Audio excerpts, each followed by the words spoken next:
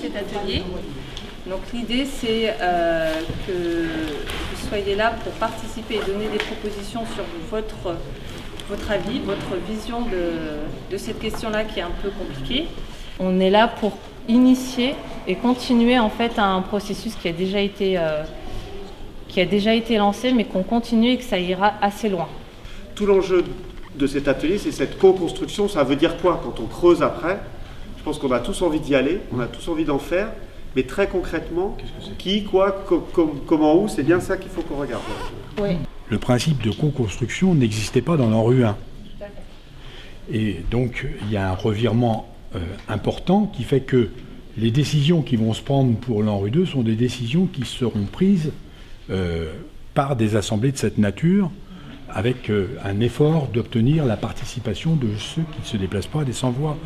Et c'est ça qui justifiera le projet à venir. Ouais, tout le monde va circuler et il y a une personne qui va rester à la table. Alors, cette personne-là va faire le compte-rendu de ce qui a été dit avant sur cette thématique. Porte-à-porte pour aller demander aux gens ce qu'ils veulent. Faire du porte-à-porte. Parce que sinon, on ne verra pas les gens. Et faire du porte-à-porte. Alors, s'il y a un arbitre et que de Gaulle.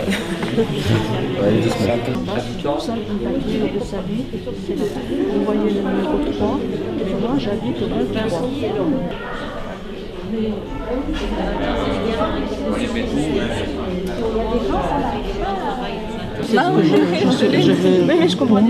Pour moi, ma participation. Sinon, si c'est... Ok, je suis désolée de devoir vous interrompre, mais maintenant c'est le temps de changer de table. Allez, approchez. Approchez, c'est lui.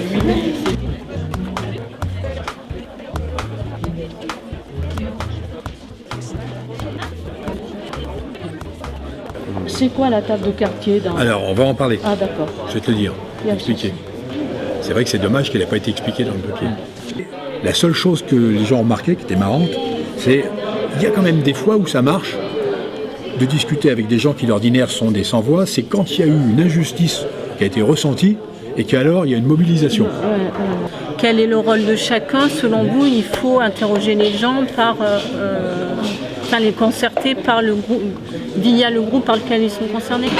Les gens, ils avaient insisté sur le fait que les frais de transport, les frais de garde pourraient être garderies pour les enfants. Voilà. Oui, rien que ça, oui. S'il y a un citoyen qui est dans l'association, qui se porte volontaire, on prend. S'il y a un homme ou une femme, s'il y a des jeunes, on prend maintenant, on dit voilà, notre table de quartier, on posait comme ça, il y a ça, on s'organise. Il y a les mamans, je ne sais pas quoi, les mères qui ont des problèmes particuliers, ils viennent. Comme ça, on constitue un groupe qui aura la parole. Ce qui est sûr, c'est que très certainement, à l'issue de cette semaine, la table de quartier, on est en train de la faire. Là. En fait, la table de quartier, c'est ça. Voilà, laquelle. Vous avez développé cette idée-là ou pas? Nous, on n'en a pas reparlé, ça c'était le groupe d'avant.